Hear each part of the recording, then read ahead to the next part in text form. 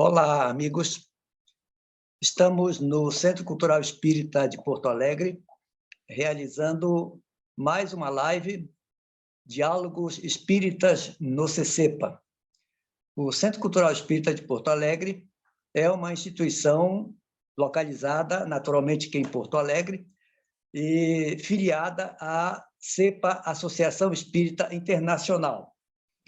Nós estamos promovendo encontros periódicos com companheiros que trazem mensagem da doutrina espírita sob um enfoque mais racional, mais libertário, livre pensador, e é nesse clima que hoje nós estaremos conversando com um companheiro muito querido de Goiânia, nosso Elias Inácio de Moraes, que é o autor, né, do livro que vai ser o objeto da nossa conversa de hoje, o Contextualizando Kardec.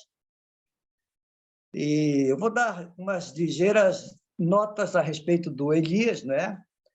E depois nós vamos passar a algumas considerações, algumas perguntas, enfim, um bate-papo.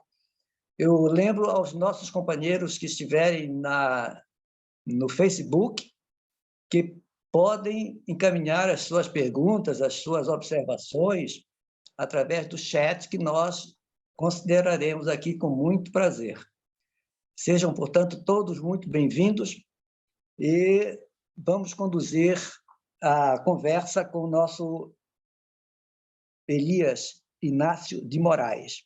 O Elias é de família espírita, ele já nasceu numa família espírita, participou da evangelização da infância, participou da mocidade na Federação Espírita do Estado de Goiás, a FEEGO. Em 1983, ele ajudou a fundar a Fraternidade Espírita, onde ele atua ainda hoje, na Vila Mutirão, em Goiânia. E foi seu primeiro presidente, né, dessa Fraternidade Espírita. Também, ele hoje é um dos fundadores da AEFUS. Eu não sei, eu leio AEFUS, mas não sei se é AEFUS. É isso mesmo. Porque PH se lê F, né? F. Então, a AEFUS é a Associação Espírita de Pesquisas em Ciências Humanas e Sociais. Também permanece atuando na Federação Espírita do Estado de Goiás, onde ele já foi dirigente por 2 vezes. Em linhas gerais, é essa a querida figura com que nós vamos confabular hoje. E eu quero, num primeiro momento, dizer ao Elias que ele pode se apresentar, dizer mais alguma coisa sobre o seu trabalho.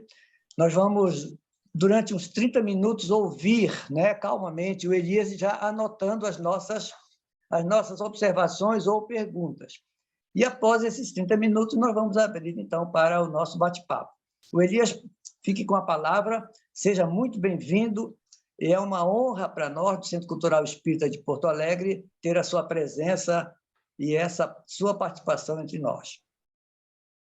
Bom, a honra é minha, Salomão, a honra é minha. Eu é que estou me sentindo aqui extremamente honrado, inclusive de imaginar de onde é que você tirou essas informações a meu respeito, porque eu não me lembro de ter isso sistematizado assim, não. Eu falei, olha, que riqueza, né? Então, muito obrigado pelo convite, tá? Eu me sinto realmente muito feliz de estar aqui com vocês, porque a gente que tem lidado nessa seara com esse olhar, né? A gente tem poucos interlocutores. Então, muito obrigado, porque vocês estão sendo interlocutores para me ajudarem nesse bate-papo, nessas discussões, nessas reflexões, e com certeza vocês vão cooperar muito com o meu aprendizado a partir das perguntas que vocês fizerem. Eu vou pedir licença para compartilhar uma tela, porque eu penso que vai ficar mais fácil se eu usar a imagem também. Tá? Se eu usar a imagem... Está visível a tela aí para vocês? Está ótimo. Ok. Então, aliás, deixa eu até mudar, porque ela não está apresentando a tela inteira, né? Ela está sem exibição, não é isso? Deixa eu só mandar exibir aqui. É Peraí, apresentação de slides, né? deixa eu mudar aqui, peraí. Eu descompartilhar e compartilhar de novo, vai ser melhor. Tá? Peraí.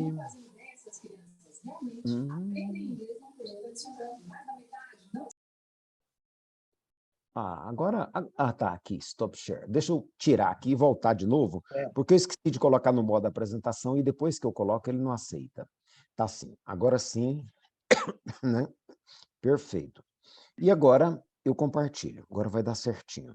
Então, por favor, vejam se está... É este aqui, ó. Pronto. Vejam se está ok agora. Está perfeito? Está ótimo. Ok. Então, eu primeiro quero dizer por que contextualizando Kardec. Tá? Ao longo da minha vida, Salomão sabe muito bem disso, acho que vocês todos têm convivido com isso. Né? Aquela velha discussão se Kardec está ultrapassado, se Kardec precisa ser atualizado. Isso aí é uma polêmica sem fim no movimento espírita. E eu refletindo sobre isso, quando eu já estava querendo publicar esse estudo que eu fiz, esse estudo é resultado. Desde que eu me aposentei bem novo ainda, né, fazendo jus ao título de vagabundo que o Fernando Henrique deu a quem se aposenta novo, né? Mas eu queria me dedicar melhor ao estudo espírita, e eu me aposentei com 53 anos de idade, logo que eu pude, proporcionalmente, para poder me dedicar ao estudo espírita, que eu tinha vontade de fazer uma revisão geral da obra kardeciana, até para eu responder a muitas perguntas que eu tinha. E eu achei tão rico o que eu fui descobrindo, que eu fui anotando, fui registrando o que eu ia descobrindo e comentando, e de repente eu tinha um calhamaço em mãos que eu falei, gente, eu não tenho nem coragem de jogar isso fora, é muita informação interessante.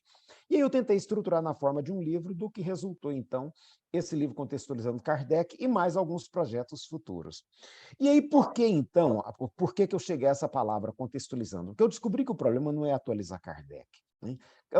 A gente não atualiza autor, a gente não atualiza a obra de Platão, a gente não atualiza a obra deixa eu pegar aqui, do René Descartes, que é mais próximo de nós, né?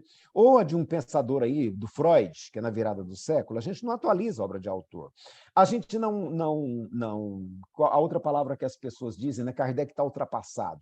Fico me perguntando, gente, será que Platão está ultrapassado? Né? Freud está ultrapassado? Quer dizer, o que é isso? Não é o termo adequado quando a gente está falando de Kardec.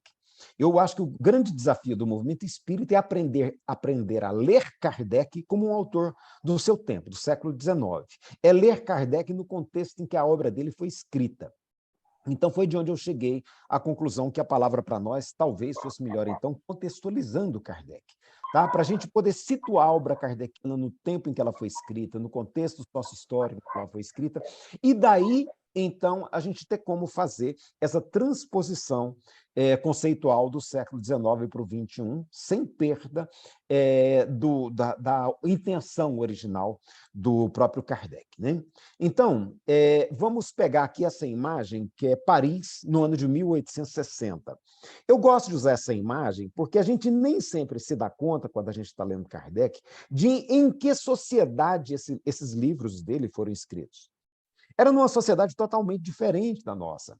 Os conhecimentos eram outros, os hábitos, a cultura, a visão de mundo, tudo era muito diferente. Se a gente não considera isso, a gente corre grave risco de não compreender adequadamente o que Kardec está dizendo em cada momento, que tipo de consideração ele está fazendo. Então, eu acho muito importante a gente voltar no tempo e perceber, olha, era esse cenário. Era esse o cenário. As pessoas andavam de carruagens, a grande força de tração, mesmo urbana, era tração animal. Então, são contextos que a gente nem sempre se dá conta. Eu acho muito interessante lembrar que as ferrovias eram uma invenção recentíssima. E Kardec, ele quase que inaugura as viagens de trem de ferro com as locomotivas a vapor, né? Ele praticamente inaugura naquela viagem de 1862, porque ele já faz vários trechos de trem e vários trechos de carruagem. Então, na verdade, ele era uma combinação a gente vai falar hoje de modais, né? De modais de transporte, tá? Porque tudo era muito novo e assim, num processo de crescimento extraordinário. Estava todo mundo eufórico com isso. O próprio Kardec devia, imagino eu, né? Eu imagino, quando a gente lê ali no livro A Gênese, alguns comentários dele, quando a gente lê na Revista Espírita, assim, existia uma euforia com o avanço tecnológico que estava acontecendo. Imagina que a locomotiva dessa fazia, gente, olha, ela fazia 60 quilômetros por hora. Ninguém nunca tinha imaginado uma velocidade dessa em viagem. Né? Então, é interessante a gente perceber como que as coisas estavam se dando. Em 1860, foi lançado o primeiro telégrafo, o primeiro cabo de telégrafo ligando Londres a Paris. Então, assim, era como se fosse a internet hoje para nós. Por isso mesmo, aquele espírito de euforia que o próprio Hegel traduz na ideia de estarmos alcançando um ápice civilizacional, ideia da qual compartilham Kardec, Karl Marx e muitos outros pensadores da época. Havia, então, essa sensação assim, de progresso acontecendo. Né? É muito interessante que, em 1865, o imperador Napoleão III promove uma grande feira em Paris, uma feira que ele trouxe pessoas do mundo inteiro. Então, Paris era o grande centro, não só comercial, e com esse evento ela se torna um centro comercial, né? Mas era um centro cultural, um centro de desenvolvimento tecnológico, um centro financeiro. Né? A França ocupava um papel muito relevante no cenário mundial naquela época. E é nesse espírito, portanto, que a obra kardeciana está sendo produzida. Né? Enquanto isso, a gente vai ver e a gente vai perceber, por exemplo, por que na literatura espírita a África era vista como origem de pessoas para serem escravizadas. Né?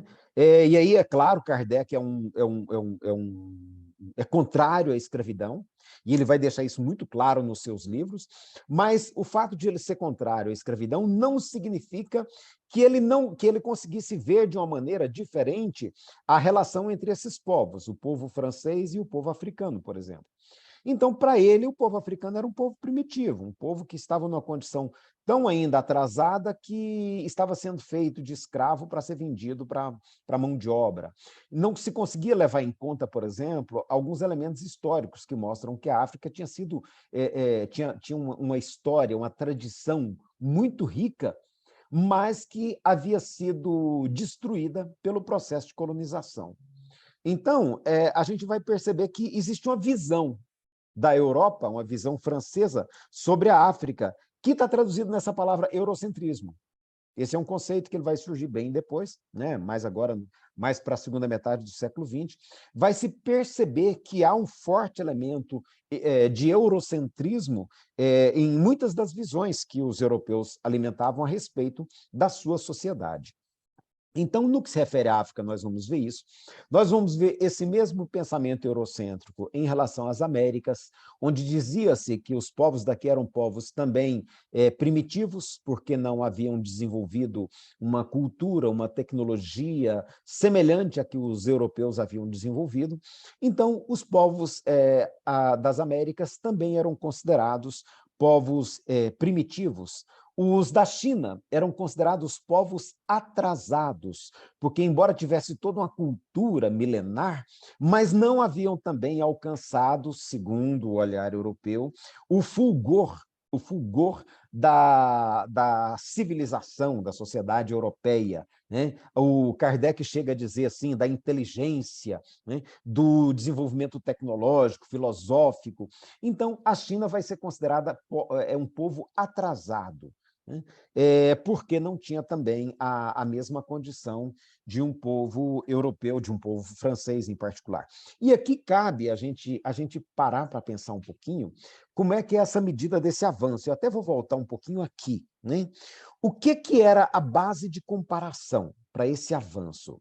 A gente vê que a base de comparação era muito mais a tecnologia. E aí eu costumo dizer assim, olha, de que tecnologia nós estamos falando? Estamos falando, inclusive, da tecnologia que torna o homem capaz de matar o outro. Né? Sobretudo do desenvolvimento de tecnologia para uso militar. Porque o que diferenciava efetivamente os europeus dos africanos era muito mais a capacidade de invadir e destruir o outro do que propriamente a gente falar que era alguma forma de sabedoria. Talvez, se a gente fosse considerar sabedoria a partir de uma perspectiva de espiritualidade, talvez a referência a que a gente chegasse poderia ser contrária. A gente talvez descobrisse que os povos africanos tinham uma conexão espiritual muito mais intensa, muito mais viva, muito mais rica, talvez, do que o que era no povo europeu civilizado do século XIX. Então, assim, essa base de comparação, a antropologia vai começar a questionar isso ao longo do século XX, e nós vamos ver que culturas não são elementos que você tem como comparar e dizer que uma é superior à outra. Como é que eu vou dizer que a cultura ameríndia é inferior à cultura europeia? Né? Que elementos eu vou trazer para essa comparação? Que elementos eu vou usar para dizer que a tradição chinesa é inferior à tradição das Gálias, ou a tradição ameríndia, né? Ou superior? Então, a antropologia vai começar a questionar essa visão desse evolucionismo, desse darwinismo social, né? Esse evolucionismo social que alimentou o pensamento do século XIX, e a gente vai começar a perceber que não é tão simples essa comparação que se fazia entre a Europa e o restante do planeta. Né? E a gente vai ver que isso não é tão simples, sobretudo quando a gente olha o que virou a China hoje. Tá? Então, quando a gente pega a imagem da China hoje e compara com a visão que os franceses tinham da China no século XIX, nós vamos ver que realmente é muito difícil dizer qual o povo que está à frente de quem que é o atrasado, quem que é o desenvolvido, porque a China bastou que ela conseguisse alguma independência do domínio europeu para que ela pudesse mostrar toda a pujança da sua tradição, toda a riqueza da sua tradição, e se afirmasse hoje como é difícil dizer se ela é a segunda potência do mundo, né? Porque há algumas pessoas que já questionam se ela está em segundo lugar, porque em certos quesitos ela já está realmente incomodando, porque ela já desenvolveu algumas tecnologias mais, e aí, de novo, mais capazes de destruir o outro do que os Estados Unidos. Então, hoje, a China disputa essa liderança tanto econômica, quanto tecnológica, quanto em vários outros aspectos, comercial, ela disputa hoje com os Estados Unidos e se coloca como um outro polo de poder no nosso planeta. Então, a gente percebe que é muito difícil a gente estabelecer essas comparações que foram feitas na época de Kardec e sobre as quais está estruturada a teoria que dá sustentação a vários elementos da nossa doutrina espírita. Quando a gente percebe essas implicações, fica mais fácil a gente compreender e poder estabelecer um olhar mais cuidadoso em torno de algumas ideias que começam a se mostrar carentes, né? Necessitadas de um olhar diferente. Eu costumo brincar, olha, que a terceira revelação de Deus para a humanidade, a gente pode ter sido no século XIX. Mas se a gente pensar em termos de século XXI, quando a gente sabe que o cristianismo representa apenas 1/3, ou menos que isso, talvez, 30%, né? 30% da população do planeta, é difícil agora você dizer que o Espiritismo é a terceira revelação de Deus para a humanidade. Quando você considera, por exemplo, que a arqueologia hoje já começa a ter fortes elementos para afirmar com segurança que Moisés é muito mais provável que ele seja um mito do que um personagem histórico narrado na Bíblia. Então, a ideia de primeira, segunda e terceira revelação, ela fica abalada, inclusive, por isso, em não se encontrando vestígios que confirmem a existência do personagem histórico chamado Moisés, a nossa ideia de terceira revelação, de novo, fica comprometida. E a gente não precisa ter receio com isso. Porque Kardec disse, se algum dia a ciência descobrir que o espiritismo está equivocado em algum ponto, muda esse ponto. Isso para Kardec não era problema em momento algum. É o nosso zelo excessivo que nos faz ficar apegados a essas questões, que eu diria são questões de menos importância, e não dá importância porque é essencial, que são os princípios fundamentais da doutrina espírita, que são as implicações morais deles decorrentes e, sobretudo, o que isso nos estimula no sentido de uma ação transformadora no ambiente social no qual nós estamos inseridos. Então, eu penso que esse é um ponto importante para a gente perceber por que é importante, por que é fundamental a gente ler Kardec como um homem do seu tempo. Hoje, quando a gente analisa a maneira como a sociedade está organizada, não dá mais para a gente achar que a Europa está acima, né, das outras sociedades, como se pensava. Eu coloquei essa fotografia só para a gente mostrar como que os parques tecnológicos chineses eles estão hoje colocados de uma maneira que eles estão realmente disputando a liderança no mundo. Então, quando a gente volta naquele tempo e verifica, por exemplo, eu peguei aqui a imagem do telescópio Leviatã. Esse telescópio foi inaugurado em 1848 e foi a grande sensação de toda a Europa na época, né? Porque era um telescópio, imaginem, ele tinha uma grande angular de 1,82 m de diâmetro. Isso era inimaginável para a época. Tá? Essa lente foi produzida de uma maneira muito especial. Então, esse telescópio era grande vedete daquele tempo. E com esse telescópio foi possível observar em detalhes os anéis de Saturno, foi possível, inclusive, ver imagens das nebulosas distantes. Então, estava assim, o avanço científico, o avanço tecnológico daquela época era algo realmente espantoso. As pessoas estavam muito empolgadas com isso. Não é sem razão, por exemplo, que a gente vai ver a ênfase que Kardec dá nos seus livros para a questão dos diversos mundos habitados. Inclusive para a ideia de transmigração, segundo a qual os espíritos migram de um planeta para o outro. Isso vai estar bastante presente na obra kardeciana, e cabe a nós, em lendo esses livros, nos perguntarmos se de alguma maneira isso não poderia estar relacionado com essas descobertas que estavam sendo feitas a partir das observações do Leviatã, né?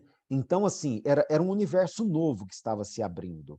E aí, quando a gente olha isso que existia naquela época e compara com a realidade de hoje, a gente tem que se perguntar.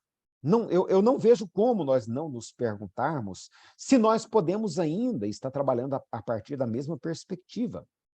Hoje, quando nós temos, por exemplo, esse complexo ALMA, lá no deserto do Atacama, que são 60 antenas parabólicas de 6 metros de diâmetro, atuando de maneira combinada. Isso aqui é inimaginável para o tempo de Kardec. E a possibilidade que isso nos descortina é incalculável.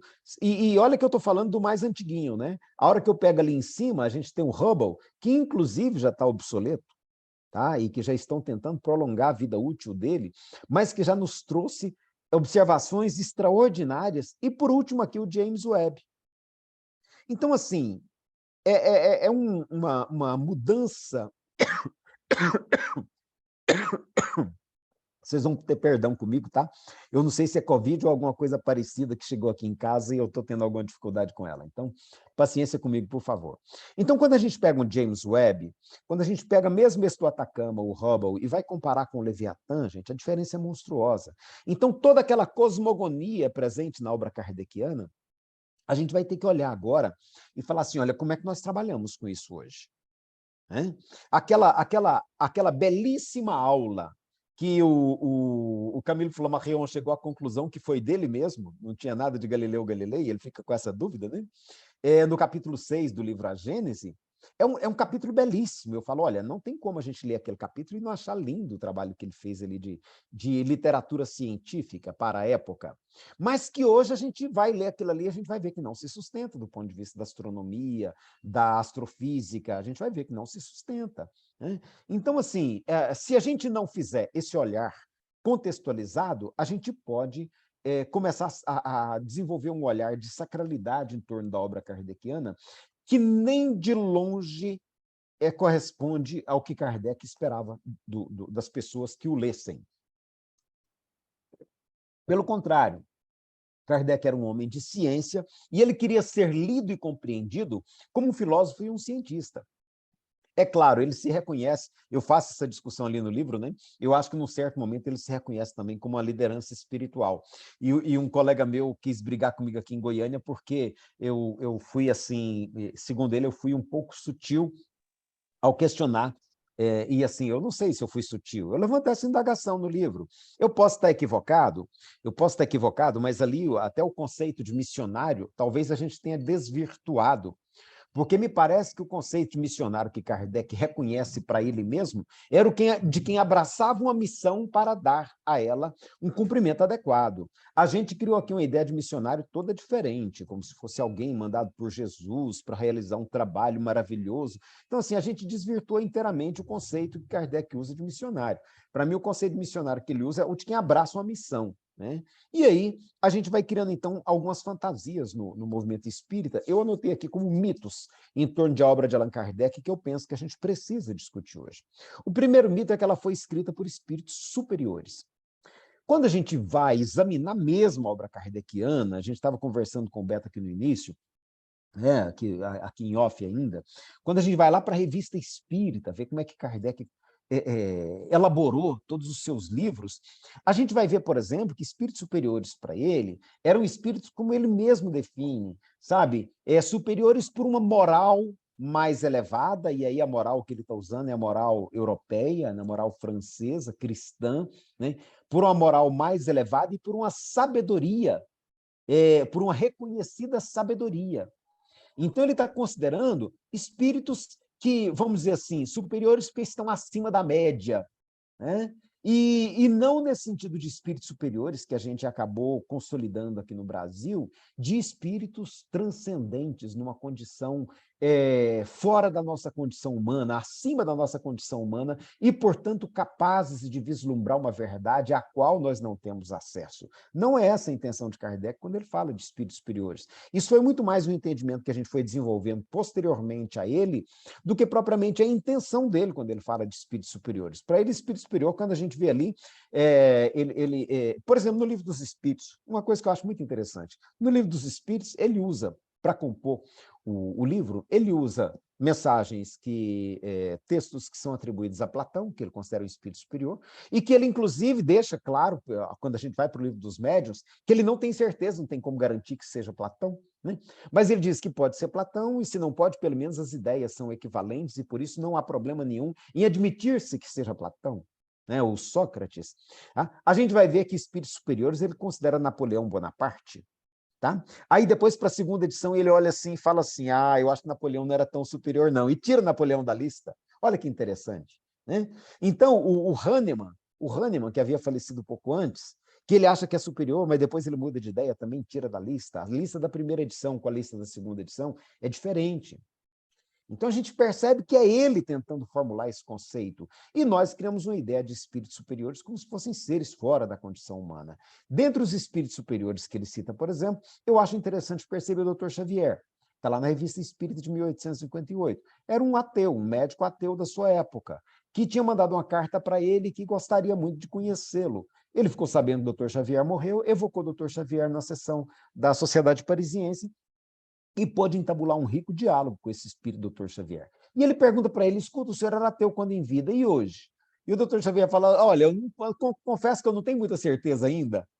Né? Ou seja, depois da morte, o Dr. Xavier não virou um espírito transcendental, coisa nenhuma, mas várias questões que ele respondeu a Kardec integram o Livro dos Espíritos. Né? Tem um soldado que estava participando da guerra na Itália, na cidade de Magenta, na região de Magenta ali, e que esse soldado aparece ali na reunião da Sociedade Parisiense de Estudos Espíritas, e eles entrevistam esse soldado. E esse soldado dá uma série de respostas interessantes. Kardec acha que essas respostas podem ser esclarecedoras, coloca no Livro dos Espíritos.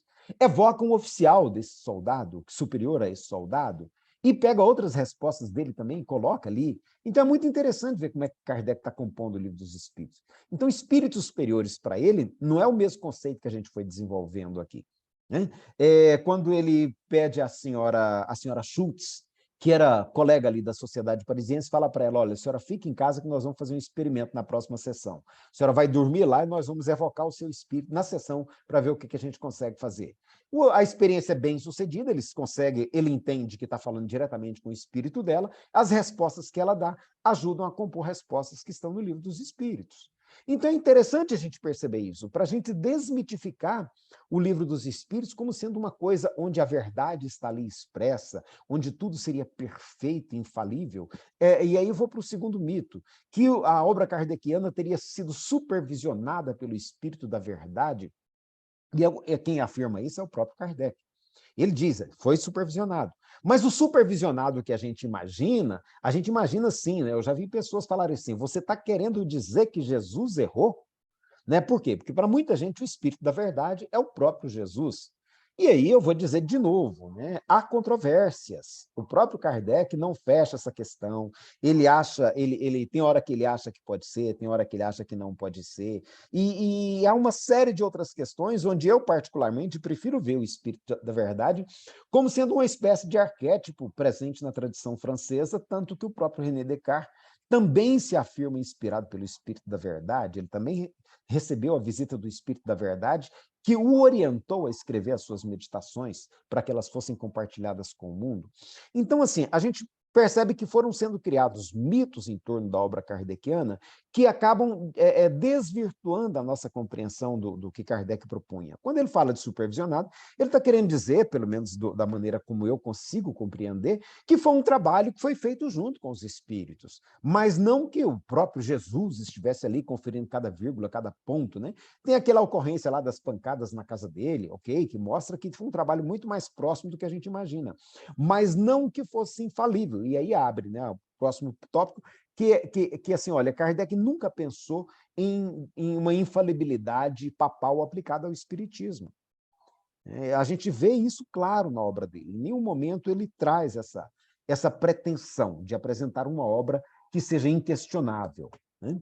E aí, outras implicações desse estudo contextualizado da obra kardeciana é a própria linguagem que é utilizada.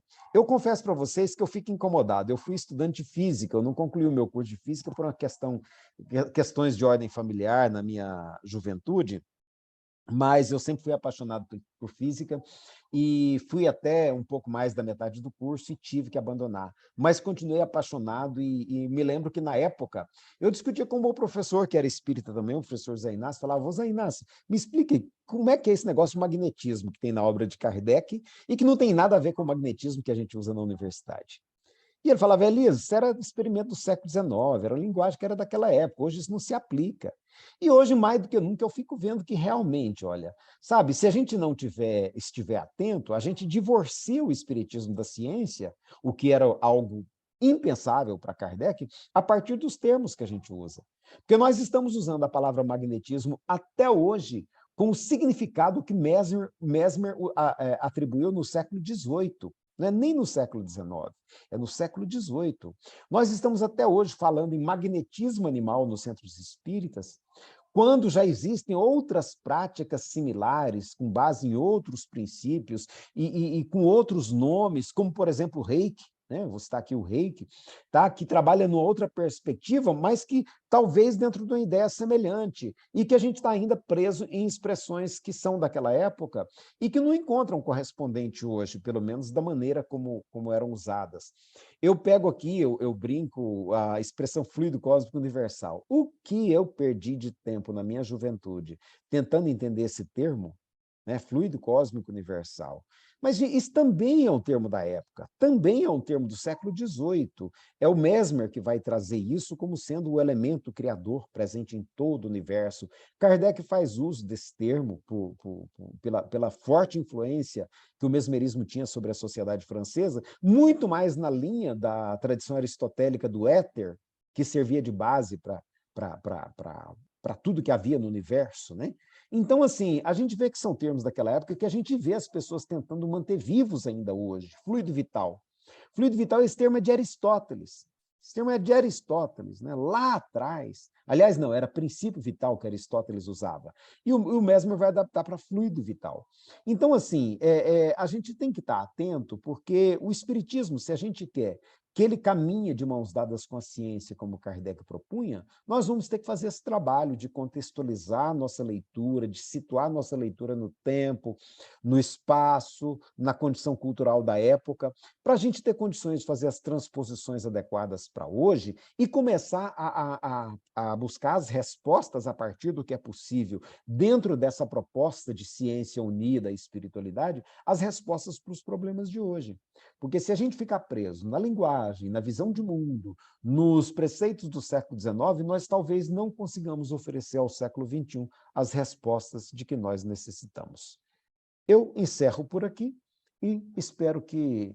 acho que não ultrapassei o tempo, não. Tá bom. E aí a gente, então, vamos abrir, vamos conversar. Deixa eu parar de compartilhar aqui e vamos conversar. E agora vocês vão me pautando, me norteando a conversação. Bom, parabéns pela sua disciplina, Elias. Né? Obrigado. Viu com o tempo, numa excelente exposição que já sintetiza, né, o objeto do seu livro, do seu trabalho. E já se está esperando um segundo volume, não é isso? Na verdade, quando eu fui publicar, eu tive conselho de duas editoras, né? Falaram assim, olha, está muito extenso, divide esse material seu e publica por partes. E aí eu dividi e separei, né, uma parte a respeito dessa visão inicial, contextualizando, outra parte sobre mediunidade, tá?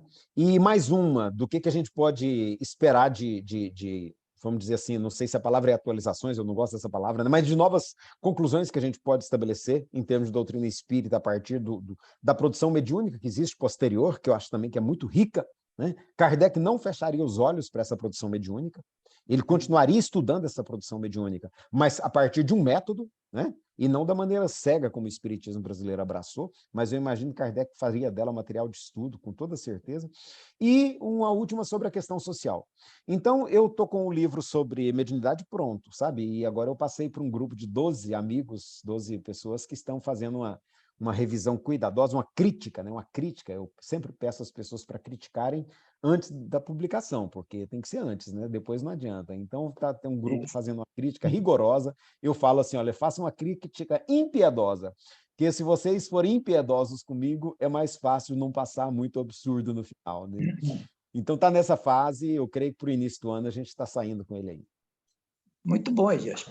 Você sabe que quando você lançou o livro Contextualizando Kardec, eu acho que foi em junho ou meados do ano passado, não foi? Não, foi antes um pouco. Foi em outubro de 2020. Mas aí eu fiz depois uma série de lives, né, para poder divulgar o livro. Isso. Então, foi quando eu tive conhecimento do seu livro, já acho que foi um dos primeiros também a adquirir, eu escrevi um artigo no nosso jornal Opinião, né, onde eu fazia justamente esse comentário, né, dizendo que você usou o termo contextualizar e nós já usávamos o termo atualizar, né, desde que a CEPA, né, surgiu, porque ela foi uma, digamos assim, pioneira na abordagem do espiritismo nessa feição não religiosa, né? Uhum. Tanto que ela não era nem sequer benquista pelo fato de defender o espiritismo não religioso. E justamente no mês de outubro de 2000, a CEPA realizou aqui em Porto Alegre um congresso espírita internacional em que abordou justamente essa temática, né? Colocou como tema central do congresso uma pergunta: deve o espiritismo atualizar-se?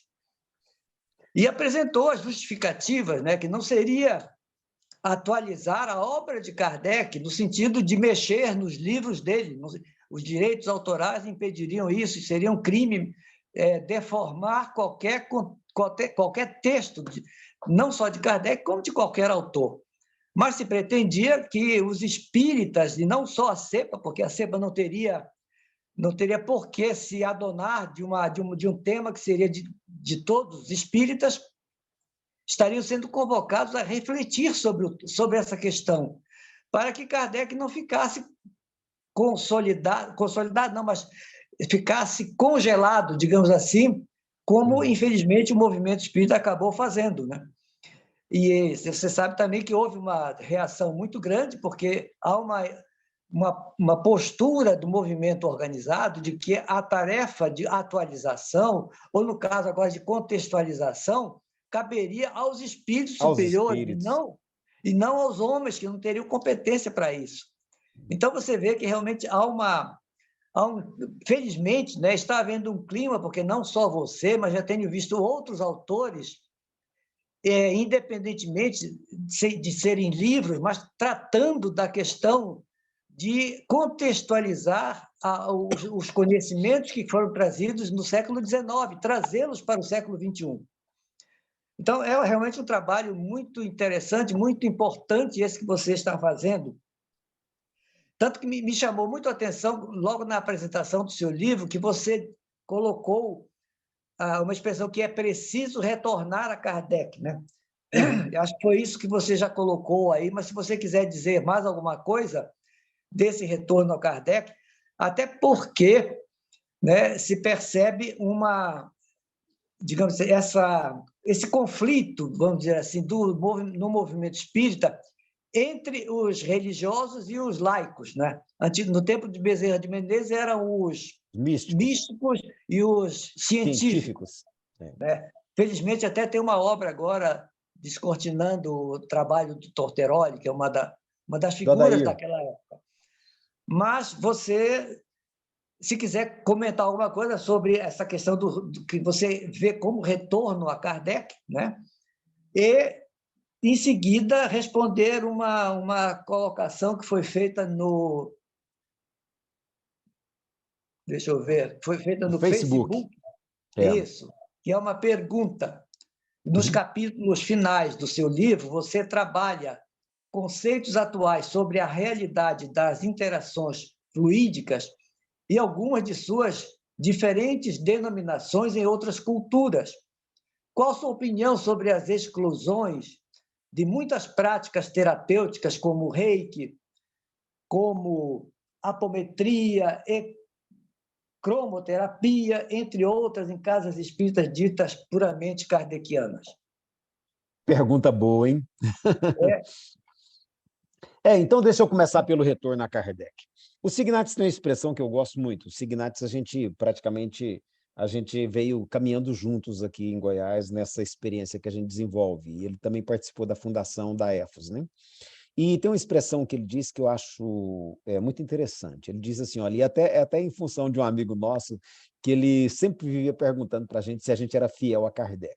Qualquer coisa que a gente falasse, assim, que desse a ideia de questionamento, ele falava, você é fiel a Kardec? Né? Eu falava, mas o que é isso, ser fiel a Kardec? Que negócio é esse? Então, o Signatis, ele usa uma expressão que eu acho interessante. Ele fala assim, olha, ser fiel a Kardec não é ser fiel do ponto de vista do conteúdo, é ser fiel do ponto de vista do método, da proposta. Eu acho isso muito interessante. Eu acho que retornar a Kardec, até eu fiz um post aqui, eu participo aqui de vários grupos aqui espíritas aqui da região, grupos de WhatsApp, eu me relaciono muito com o pessoal. Então, assim, de vez em quando eles brigam, querem me bater por causa disso, mas, gente, eu falo, olha, esse sou eu, né? A menos que eu seja expulso dos grupos, não tem como esperar de mim coisa diferente. Então, eu publiquei a respeito do mês de Kardec agora, e eu vou fazer um trabalho em cima disso no canal, né? Porque eu acho que nós precisamos muito entender a proposta kardeciana, que eu acho que ele sintetiza de maneira belíssima naquele capítulo 1 do Evangelho segundo o Espiritismo, quando ele propõe uma aliança da ciência e da religião. Para mim, essa é a visão central dele, a gente buscar uma espiritualidade que seja ancorada na compreensão a partir de um método científico, sabe? Eu acho isso fantástico. E acho que se a gente tiver esse norte, aí sim tudo facilita, porque a gente vai poder olhar para os problemas de hoje, verificar o que a ciência diz e falar aí sobre um olhar espiritual, o que a gente pode acrescentar. Que era esse o método dele. Né? Como eu consigo compreender o trabalho de Kardec era assim, a gente vê isso em relação à física, em relação à química, à biologia, ao direito, né? Ele parte do que existia na ciência e na filosofia do seu tempo e procura acrescentar um olhar espiritual. Então, eu penso que é esse o retorno a Kardec que a gente tem que fazer hoje, sabe? E aí eu acho que isso nos ajuda a responder essa questão que está colocada no Facebook. Quando eu trabalho lá a questão das denominações e das experiências que surgem hoje, que inclusive vão criando outras práticas. A gente nem tem como, por exemplo, dizer que o que os magnetistas do século XIX praticavam como sendo magnetismo, a gente não pode dizer que é a mesma coisa que a hipnose de hoje. Não dá para você só querer substituir os termos. Mas não há como negar que a hipnose que é hoje usada, inclusive do ponto de vista terapêutico, tá? Que ela tem elementos que estão associados ao que era praticado no magnetismo na época de Kardec. Então, assim, a gente não tem como só substituir as palavras, mas a gente precisa olhar para esses estudos que estão sendo feitos hoje e, a partir dessa compreensão que a gente consegue desenvolver do original lá de Kardec, a gente ser capaz de analisar esses trabalhos que estão sendo feitos atualmente. Então, por exemplo, quando ele coloca, né, qual a minha opinião sobre a exclusão de práticas terapêuticas como reiki, apometria, cromoterapia, eu penso que Kardec ele proporia um estudo científico dessas práticas. Eu penso que ele proporia um estudo científico dessas práticas, porque, sem dúvida alguma, todas elas têm alguns elementos de convergência com a doutrina espírita, né? Por exemplo, o reiki tem tudo a ver com as sessões de magnetismo espiritual que o Mesmer fazia. Claro, a prática é outra, o método é outro, né? Não tem nada daquela parafernália que o Mesmer utilizava, que nós vamos ver que na época de Kardec já não se usava mais. E hoje, inclusive, tem outra, né? Inclusive com alguma ritualidade, que talvez possa ser questionada, né? Mas, assim, os elementos são comuns. Então, vale a pena a gente estudar essas práticas de hoje e verificar quais são as aproximações e os distanciamentos que existem, ou como explicá-las a partir de um olhar espírita, né? Quando a gente fala da apometria, a cromoterapia, eu não sei, eu tenho minhas dúvidas, né? Porque com o meu pouco estudo de física, vocês me perdoem, mas eu não consegui, né, nem assim, ver muito fundamento, tá? Mas, assim, eu diria que a gente tem que explicar cientificamente e espiritualmente. Essa é a proposta kardeciana, né? Então, eu acho que excluir simplesmente das casas espíritas, adotar como prática ritualística não faz sentido, e, ao mesmo tempo, dizer que isso não tem nada a ver também não faz sentido, né? Talvez o interessante seria um olhar mais de pesquisador, mais de indagação, sabe? Para estudar esses processos, ao invés de simplesmente fechar os olhos e excluir isso, ou então ao invés de abraçar isso cegamente dentro da casa espírita como se fosse prática espírita. É como eu compreendo. Parece que o problema surgiu também com a inversão de prioridades dentro do centro espírita, né? Muitas casas priorizam as técnicas, as terapias, em detrimento do conhecimento, né? Que seria Exatamente. realmente a função primordial do centro espírita, né? Exatamente. Faz todo sentido. Bom, eu vou pedir para a Dirce, que é a nossa presidente, ela tem uma pergunta, eu vou pedir que ela apresente, e depois eu também vou pedir que o Flávio, que formulou uma pergunta que eu não saberia interpretá-la muito bem, então eu vou pedir que ele também, em seguida, logo que eu puder, eu vou dar a palavra para ele fazer a pergunta. Então, Dirce, com você a palavra.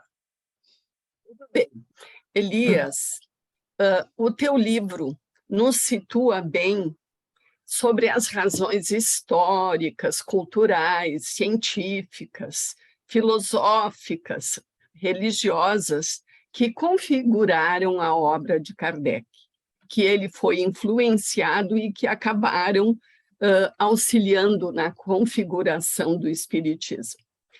Lendo a tua obra, eu me perguntei até que ponto podemos continuar afirmando que, abrir aspas, o espiritismo é obra dos espíritos, fechar aspas, que dialogaram com Kardec. Essa contextualização, ela não suscita essa dúvida, Elias, acentuando significativamente a atuação criadora de Kardec, eu trago, inclusive, uma contribuição do Jaci Regis, quando ele fala sobre isso, e ele diz, abrir aspas, analisando a estrutura teórica do Espiritismo, verifica-se que, no tocante às ideias básicas, não houve propriamente uma, entre aspas, revelação propriamente dita, uma novidade. Os espíritos reafirmaram velhos princípios existentes na cultura humana. O que se pode considerar revelação são informações que foram transmitidas a respeito das condições do homem pós-morte e de como funciona o plano extrafísico ou espiritual. É a visão do Jaci sobre esta minha dúvida. E eu queria saber se tu concorda com ele e comigo na minha pergunta. Essa é uma das questões delicadas, né, dessa abordagem que a gente está trazendo, porque realmente insistir que os espíritos tenham trazido alguma novidade transcendental é a gente fechar os olhos para a grande quantidade de produção que já existia na época a respeito do chamado espiritualismo racional, né? A gente está lendo agora aquele livro que a Dora Encontre organizou com o Sérgio, lá do Espíritas à Esquerda, né? E a gente está lendo lá no grupo do Sejus, e é muito interessante. Quando você volta no século XVII, já tinha quem trabalhava essas ideias praticamente todas, o Comênios, né? E alguns outros, até anteriores ao Comênios. Então, assim, a gente vê que essas ideias já existiam. O Kardec, em Obras Póstumas, tem um artigo muito interessante, ele recebeu uma carta de alguém lá, e ele deve ter preparado esse material. Até isso eu estou citando no meu livro agora sobre mediunidade, porque ele recebeu essa carta e fez anotação lá, tá? E fez anotação para publicar em algum lugar, que a gente não sabe onde foi, mas é muito interessante a nota que ele redigiu para publicar junto com essa carta. Nessa nota, a carta que a pessoa manda para ele mostra como que aquelas ideias centrais da doutrina espírita já estavam presentes em outros autores daquele tempo. Já estavam presentes. Inclusive a ideia de que o espírito evolui da condição do átomo até o arcanjo. Até isso, esse correspondente de Kardec apresenta na carta dele. Então, Kardec vai dizer assim, olha, o espiritismo, na verdade, não está trazendo nada de novo. Ele está organizando de uma maneira melhor esses conhecimentos que já existiam. É Kardec quem está dizendo isso. Então, assim, Kardec, quando ele diz que a doutrina é dos espíritos, eu entendo que ele está querendo dizer assim, olha, gente, o trabalho que eu fiz é de pesquisa, né? Eu entrevistei os espíritos, o que eu estou trazendo aqui é o que eu consegui observar com eles. É isso que ele está dizendo. Agora, nós criamos uma explicação mística para isso, de dizer que a doutrina é dos espíritos, e ao invés de dar a dimensão que ele dá à informação, nós colocamos, não, foi Deus quem selecionou espíritos iluminados para virem à Terra. Quer dizer, até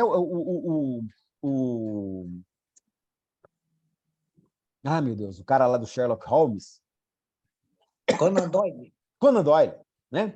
O Conan Doyle, ele chega a também pensar isso. Ele fala que o que a gente estava vendo era uma invasão organizada da espiritualidade para a Terra. Então, assim, essa visão do Conan Doyle ficou muito forte para nós. E a gente achou que realmente a gente estava vivendo uma invasão organizada da espiritualidade para a Terra. Eu olho para a obra de Kardec e falo, gente, não parece que fosse essa. Eu acho que o próprio Kardec imagina em algum momento que isso possa ter sido possível, tá? Mas eu não sei se é isso que ele quer dizer quando ele diz que a doutrina é dos espíritos. Sabe? Ele, o momento todo, ele se coloca como um autor, inclusive sujeito a críticas, aberto a críticas. Ele fala, quem quiser contestar nosso pensamento é só para discutir, né? Então, ele age como autor o tempo todo.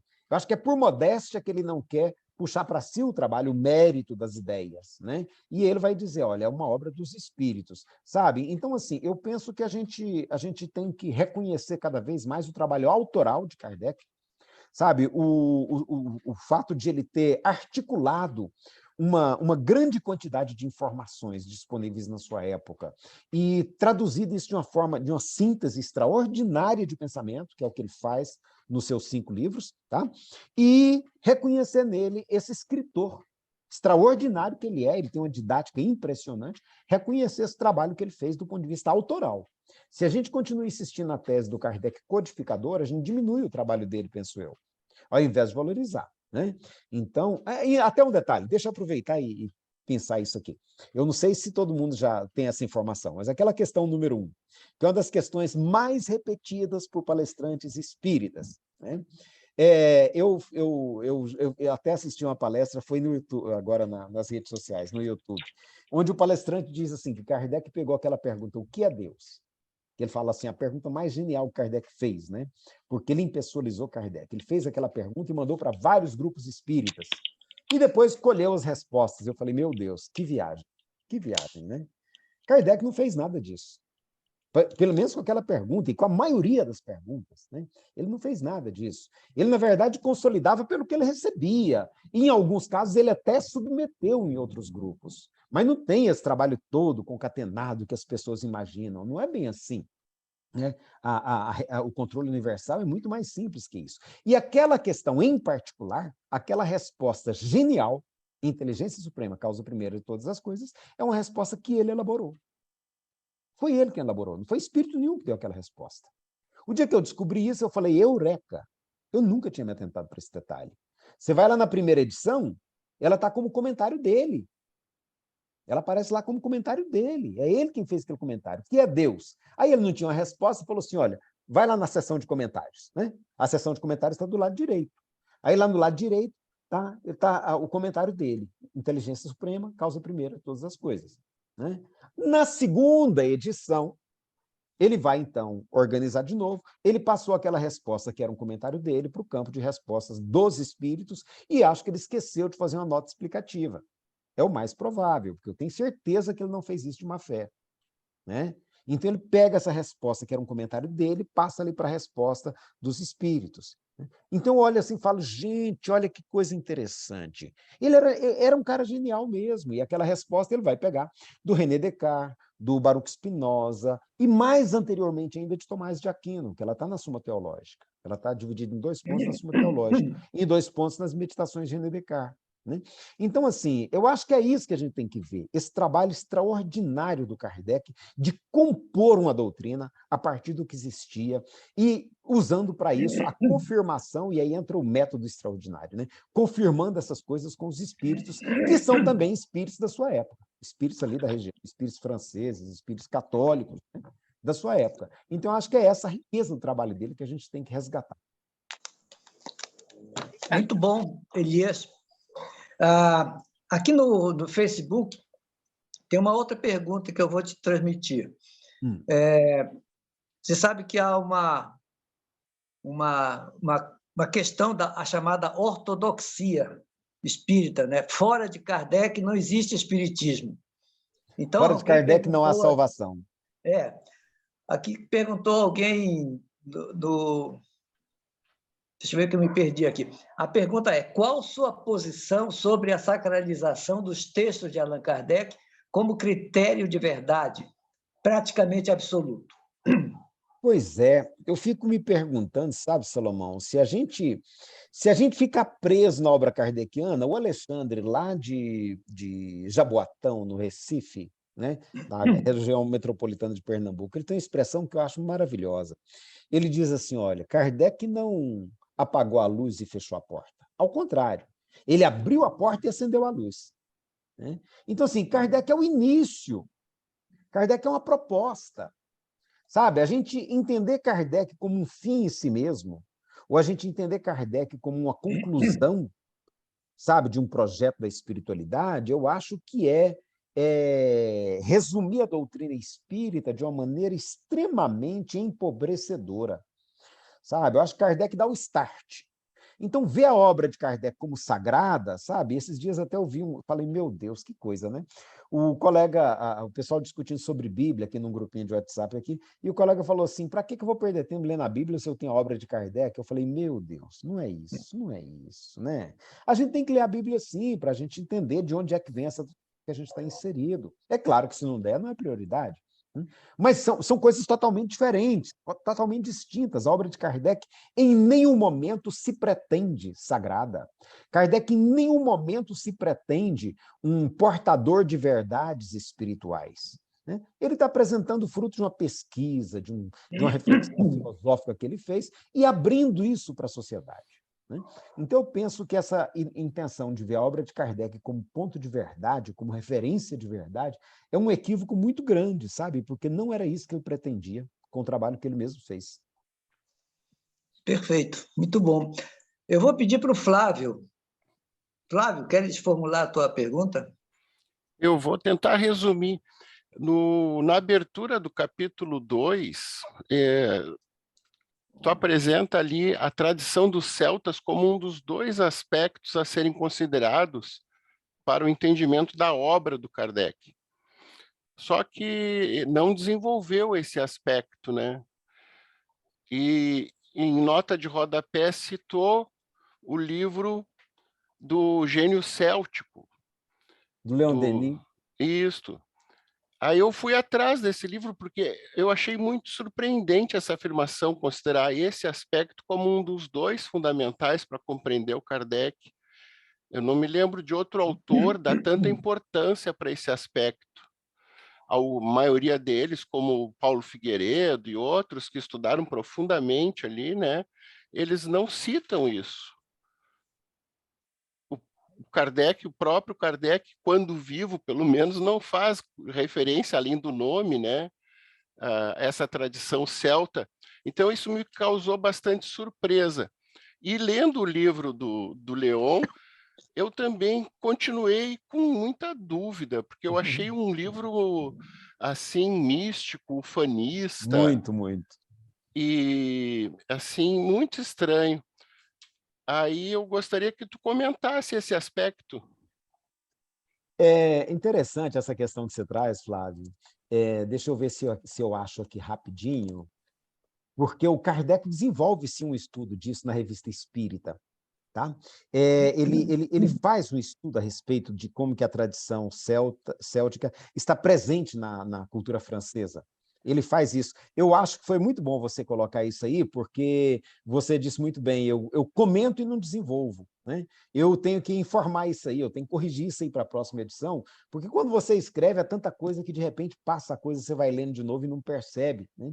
Mas isso é muito importante mesmo que você está dizendo, e eu acho que é interessante esse estudo que Kardec faz da tradição céltica e da correlação que dá para se fazer com os princípios espíritas, que ele vai fazer uma ponte nisso. Né? Eu posso achar onde é que ele faz essa correlação e postar para vocês. Eu não sei se eu consigo achar agora de pronto, porque ninguém nunca tinha me feito uma pergunta dessa, sabia? Então você acaba de me ajudar muito, né? Quer ver? Deixa eu ver se eu acho aqui em qual revista espírita que isso está. Enquanto a gente vai conversando, eu vou ver se eu acho, tá? Porque é muito interessante que ele chega a analisar isso, tá? A tradição celta e as correlações que poderia ter com a doutrina espírita, né? Mas é muito bem lembrado. E é nesse sentido que eu pego, tá? Ele tanto vê uma correlação das ideias, quanto ele, inclusive, adota o próprio nome, né?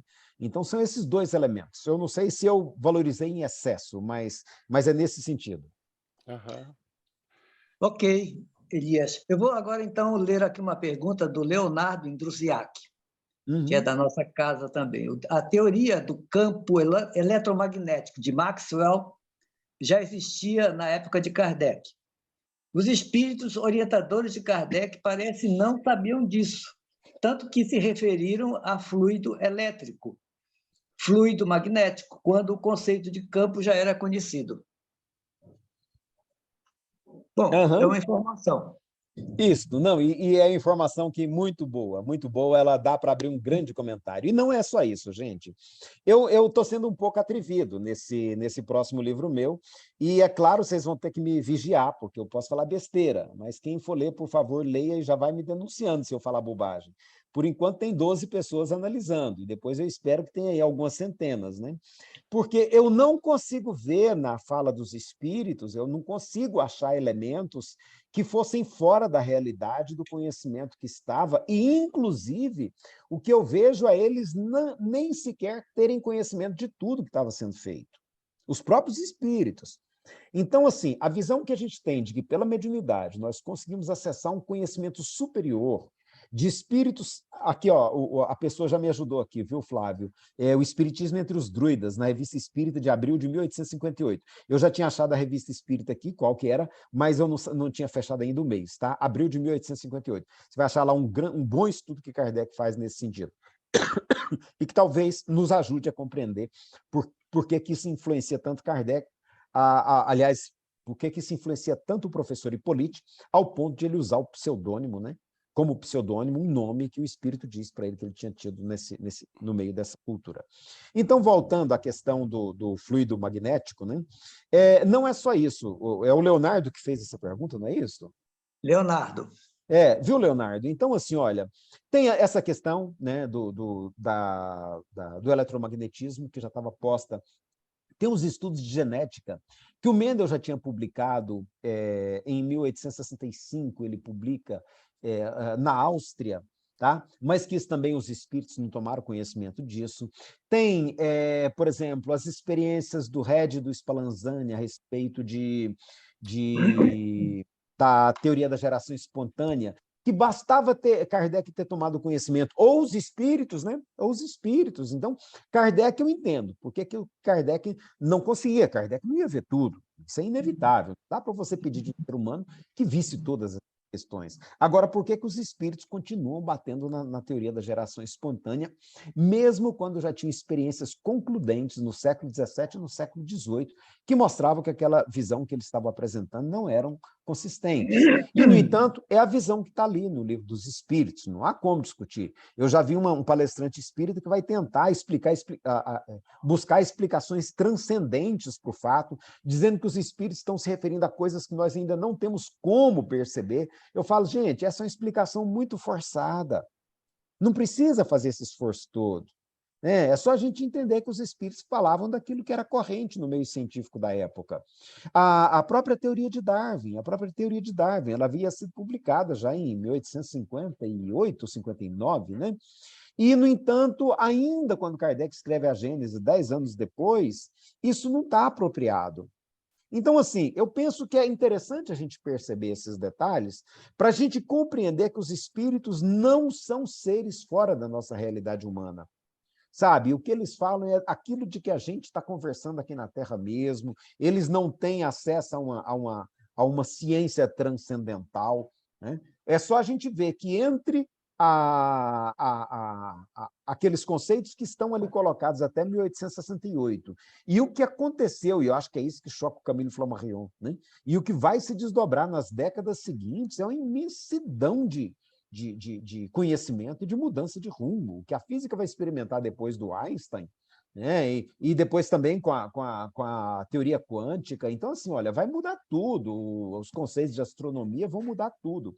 Então, se a gente ficar preso ainda no que os espíritos trouxeram, no que Kardec trouxe, como sendo critério de verdade, nós vamos perder o bonde da ciência. É aquilo que Kardec fala, porque se a gente cristalizar no conceito religioso, a ciência continua caminhando. A ciência continua caminhando. Quem vai perder o bonde da história somos nós. Então, mais um motivo para a gente resgatar esse mãos dadas com a ciência, né? Caminhar de braços dados para a gente estar acompanhando os avanços científicos que estão sendo feitos e que são muitos, muitos, em todas as áreas. E que nós temos muito o que aprender com a ciência. Muito bom. Elias, numa certa parte do seu livro você aborda, eu acho que é no capítulo Kardec, cientista, filósofo ou religioso. Uhum. Né? Aquela questão do direcionamento que Kardec deu ao desenvolvimento do seu trabalho, né? Porque na obra dele a gente percebe que ele sempre afirmou que o espiritismo não deveria se constituir numa religião. E definiu o espiritismo como ciência e filosofia, né? Uhum. Mas, no decurso do seu trabalho, ele foi caminhando na direção da religião, né? Tanto que alguns autores já fizeram esse estudo, observando que, a partir de um determinado momento, ele se dedica mais a questões do cristianismo, né? Vinculando o espiritismo ao cristianismo, e isso tem sido um motivo de polêmica, né? E você aborda muito bem quando explica como foi, por que houve essa transição, né? Você deu razões para isso. Eu peço para você falar um pouco sobre isso. Eu acho que ele foi esperto, viu, Salomão? Eu acho que ele foi esperto. Porque o meio científico não aceitou as teses dele. Não aceitou, e a gente sabe disso. Ele apanhou muito do meio científico na época. A gente sabe que o Faraday foi pressionado a fazer um trabalho de contestação ao trabalho de Kardec. E o Faraday fez um trabalho meia-boca lá só para dizer que nada do que Kardec propunha se sustentava. Então, assim, Kardec apanhou muito do meio científico, né? Então, eu entendo que foi uma maneira de ele responder ao movimento que foi se construindo, sabe? Foi um movimento que foi se construindo. Então, ele começa a receber feedback, por exemplo, de Lyon, onde o pessoal tinha uma abordagem mais religiosa, de Bordeaux. Então, assim, ele tem que dar resposta a essa demanda. E na resposta que ele vai dando a essa demanda, isso vai se construindo, né? Ele começa a se perceber, por exemplo, mais como líder espiritual do que como pesquisador. Eu noto isso no texto dele, né? Ele fala, quando ele vai a Lyon, ele fala: eu estou vindo não para levar nenhuma novidade a vocês, mas para estreitar os corações, para aquecer os corações, né? Então, assim, a gente percebe que ele vai assumindo esse perfil de líder religioso, mas ele ainda preocupado em que o espiritismo não se tornasse uma religião com sacerdócio organizado, uma religião no sentido formal do termo, institucionalizada, mas que pudesse manter esse aspecto de campo de conhecimento, né? Então, a gente vê essa preocupação dele até o final, na Revista Espírita de 1868, ele ainda fala isso, né? O espiritismo pode até ser uma religião, se vocês querem assim, mas não a religião no sentido costumeiro do termo, tá? Mas um movimento que não nega o aspecto espiritual. Então, esse é um dilema que está presente todo na obra dele, e que eu acho que não tem como a gente negar que há uma tendência para o religioso, e que eu acho que isso também não impede que a gente tenha uma opção por um espiritismo laico também, até porque eu acho que faz muito sentido numa sociedade tão plural quanto é a do século XXI, né? Porque isso é uma contingência do trabalho dele, né? É uma contingência. Ele vai fazer os 3 últimos livros sobre temas religiosos. O Evangelho segundo o Espiritismo, o Céu e o Inferno e a Gênese são 3 livros sobre temas religiosos. Então, eu diria assim, olha, no primeiro, ele foi extremamente científico, na primeira edição do Livro dos Espíritos, fala, gente, aquilo é um relatório científico. É muito interessante. Para a segunda, ele já flexibiliza alguma coisa. Ele fala, olha, tem o pessoal católico que está lendo, né? Então, ao invés de Vicente de Paulo, ele já põe São Vicente de Paulo. Já não é João Evangelista, é São João Evangelista. Ele já começa a fazer concessões ali na segunda edição do Livro dos Espíritos, né? E a gente vai vendo que essas concessões elas se ampliam na medida que a obra vai se constituindo. E, no final, a Gênese, eu vejo, por mais que ele insista em falar numa revelação científica e numa revelação religiosa, né, a gente vê que ele está ali tendo que compor essas frentes. É aquela velha história, né? A coisa não tem como ser pronta, ela é construída no andar da carruagem. Ele também enfrenta esse desafio, né? Embora seja um homem de ciência, ele tem que fazer concessões porque o seu público leitor assim o exige. É como eu compreendo, Salomão. Isso não impede que hoje haja infinitas correntes, sabe? Eu acho que o espiritismo hoje é até muito mais interessante, porque a gente tem corrente para todos os gostos hoje. É isso aí. O nosso companheiro que já desencarnou, que foi presidente do CCEPA, desencarnou no ano passado, Maurício Herbert Jones, ele dizia que o espiritismo era uma doutrina tão generosa, né, que abrigava, podia acolher, né, sob esse guarda-chuva metafórico, né, todas as vertentes, todas as nuances, né, de interpretação, porque cada um está situado naquilo em que pode entender e aproveitar para o seu adiantamento, né? Então, não sei se alguém mais tem alguma pergunta. O Beto está na técnica, digamos assim, Beto Souza, eu não sei se ele fez alguma pergunta, eu gostaria de que apresentasse. O Renato também.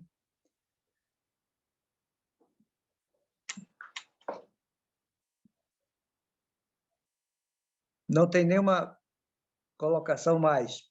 Você falou ainda há pouco... Eu queria discutir, alguém comentou aqui no Facebook, encarnados também são espíritos. Eu acho essa colocação, quem comentou isso aqui, fantástica, sabe, o Salomão? Eu acho que a gente precisa... O Herculano Pires, ele trabalha um conceito, me parece que é um neologismo dele, o conceito de interexistencialidade. Esse conceito ele é muito importante. E eu penso que a gente precisa, o Signatis de novo, né?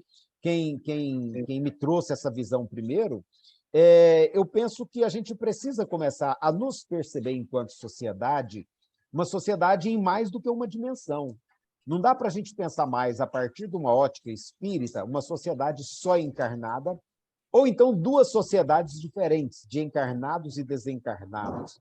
Se a gente for para outras tradições espirituais, nós vamos perceber, por exemplo, que para eles até essa divisão é relativa, essa divisão que a gente faz de espírito e matéria, isso é tão relativo, né? Então, quando a gente pega, por exemplo, a minha mulher está vendo muito dorama coreano aqui ultimamente, né? E eu fico observando como que para eles essa questão dos vivos e dos mortos é muito diferente de para nós. É como se não fossem dois mundos, é como se fosse um mundo só, onde as pessoas estão em diferentes posições.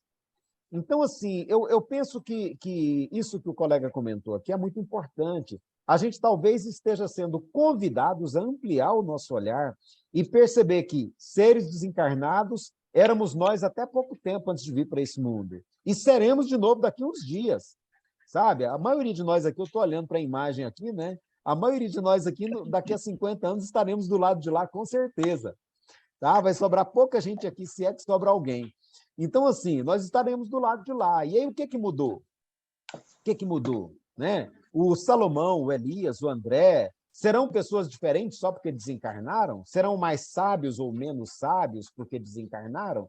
Então, talvez esse seja um ponto também que a gente precisa começar a repensar nessa visão que a gente tem, que é muito ocidentalizada, de vida e morte, de mundo espiritual e mundo físico. Né?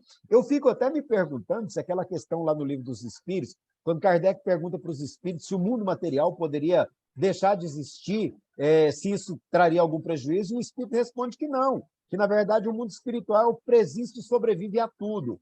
Então, hoje em que eu me permito um olhar mais crítico... Gente, o barulho da chuva está atrapalhando muito aí? Está dando para me ouvir? Não. Então tá bom, é porque está chovendo aqui, está um barulhão aqui. Se atrapalhar, me avisem, tá? Que eu mudo de ambiente. Mas então hoje eu olho para aquela questão e não consigo deixar de me perguntar se não é uma visão muito, de novo, muito ocidental, sabe? De vida, de mundo espiritual. Porque, na realidade, não dá para pensar... Eu hoje não consigo pensar em mundo material e mundo espiritual separado, sabe? Não dá para pensar que o mundo espiritual existe e sobreviveria a uma extinção do mundo físico. Não sei se essa separação faz sentido, se isso não está tudo entrelaçado. Né? Então, eu penso que são pontos assim que a gente está precisando, como você disse, Salomão, e que eu acho que vocês da CEPA foram muito audaciosos nesse ponto, né? Não é atualizar a obra de Kardec, mas é atualizar o nosso entendimento espírita, atualizar nossas teorias espíritas. Sabe? Porque essa é uma delas. Até que ponto nós podemos criar essa dissociação entre o material e o espiritual? Até que ponto nós podemos criar essa dissociação entre o encarnado e o desencarnado? Na verdade, nós somos uma grande sociedade, uma sociedade única. E se a gente botar fim no planeta Terra e tornar inviável a nossa existência aqui, é como espíritos mesmo que nós vamos ser expulsos, porque não vai ter jeito de reencarnar aqui se a gente fizer bobagem. Né? Então, eu não vejo como dissociar essas questões, sabe? Ótimo, Elias. Bom, eu vou formular uma última questão, porque nós estamos chegando já quase no nosso horário.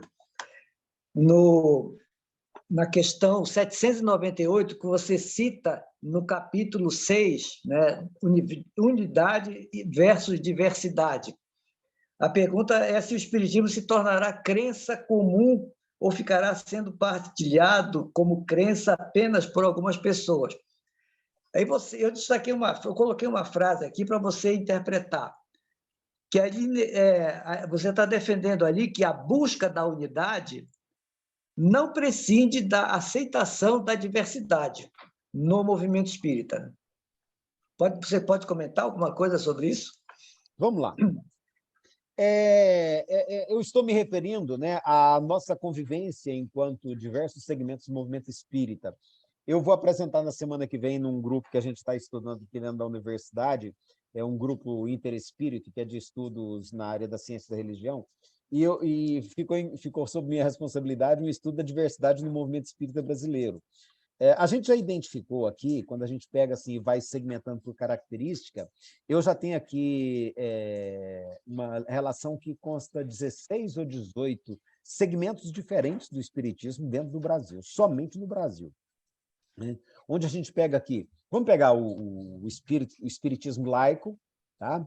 Ou então a gente pega o espiritismo chiquista, porque é totalmente diferente do divaldista, tá? É diferente e são visões, inclusive, diferentes. Quando a gente pega o movimento Alta de Souza, que é altamente rustanguista, ou então o movimento do Edgar Armon, que é altamente esotérico, e a gente vai relacionando, a gente vai achando um monte de divisões. Então, assim, o que eu quero dizer naquele capítulo é que a gente vai ter o desafio de nos reconhecermos como família espírita, apesar dessa imensa diferenciação que vai se estabelecendo no nosso meio. Se a gente deixar que as divisões se estabeleçam como barreiras para o diálogo, como barreiras para a convivência, nós vamos ser pequenas ilhazinhas de espiritismo, cada um defendendo a supremacia do seu ponto de vista e não aceitando os demais. E que se a gente aprender a conviver uns com os outros, respeitando as nossas diferenças, entendendo que nós temos muito mais pontos de convergência do que de diferença, nós vamos descobrir que nós somos muito mais do que a gente pensa. Porque, na realidade, hoje, no Brasil, 50% das pessoas, dá um pouquinho mais da metade da população brasileira, acredita em reencarnação. Tá? 76% da população brasileira já teve uma experiência paranormal. Então, assim, é essa população brasileira altamente, vamos dizer assim, olha, espiritólica, né? É nela que nós estamos inseridos. Então, ao invés de usar essas nossas diferenças como fator de fracionamento, de segregação e de divisão, eu penso que a gente pode identificar, sabe, os elementos que nos unem e entender esse processo de união que Kardec propunha de uma maneira muito mais ampla, sabe? Nos unindo nas nossas diferenças, para que a gente tenha essa grande família de afinidade espiritual, que, inclusive, eu acho que a gente tem que, inclusive, abrir a nossa perspectiva, porque nós temos a Umbanda, que se constituiu a partir de uma dissidência no meio espírita, sabe? Por que não a gente ter um olhar diferente para essa questão, sabe? E a gente trabalhar a unidade num ponto de vista mais amplo, unidade de princípios, como Kardec propunha, sabe? Mas numa diversidade de práticas que está aí colocada e que ninguém tem como negar. Muito bom. Como nós estamos chegando ao final, Elias, eu quero, da minha parte, agradecer imensamente e essa tua apresentação conosco, dizer que estou muito honrado por ter sido um mediador nesse encontro contigo e também passar a palavra agora para a nossa presidente, para que ela possa, digamos assim, ir encerrando o trabalho e talvez dando a palavra para também suas considerações finais. Eu vou passar, então, para a Dirce agora a condução. Pois não, Dirce? Está sem áudio, Dirce, ainda. Aí. Muito bem. Não era bem o que a gente tinha combinado, não é, Salomão? Mas eu me sinto muito honrada de falar em nome da nossa comunidade, Elias, para dizer da riqueza do momento, né, nesta atividade que denominamos aqui Diálogos Espíritas no CECEPA. Foi mais uma noite, uma oportunidade realmente de trocas, não só intelectuais, né? De trocas propriamente não, mas de partilha de pensamento, de convicções, né? E o que muito nos agrada na tua forma de apresentar o teu pensamento, que é sempre muito lúcido e firme, mas extremamente generoso com os outros entendimentos.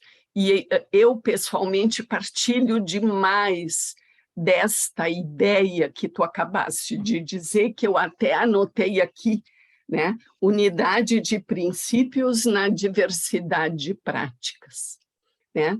Eu acho que uma das consequências importantes, morais do Espiritismo é acordar em nós essa fraternidade, porque é uma forma de fraternidade aprendermos a dialogar nas diferenças, respeitosamente, sem querermos impor a nossa própria verdade aos demais.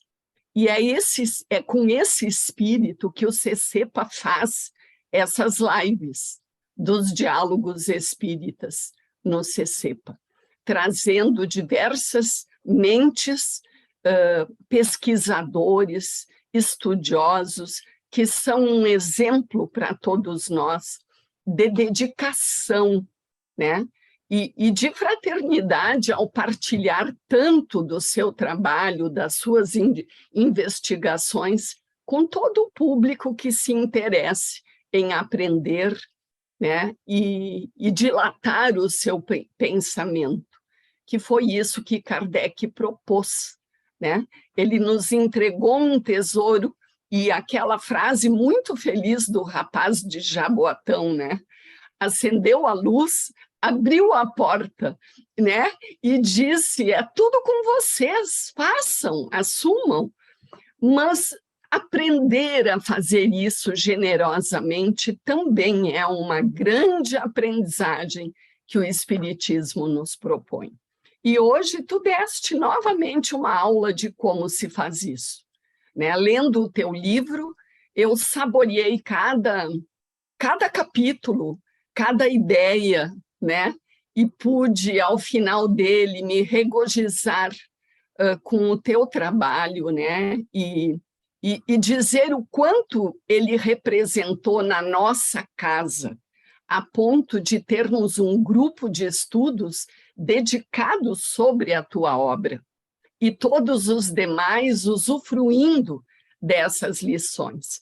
Então, no momento em que eu encerro, com muita honra, esse trabalho de hoje, agradecendo os colegas da nossa casa que prestigiaram, agradecendo todo o público do Face e do Zoom, que ficaram anônimos, né, cujos rostos e faces não apareceram, mas que eu tenho certeza aproveitaram do mesmo modo que nós, agradecendo a todos pelo prestígio, e todos aqueles que terão o prazer de escutar depois, né, essa nossa live e te conhecer mais de perto.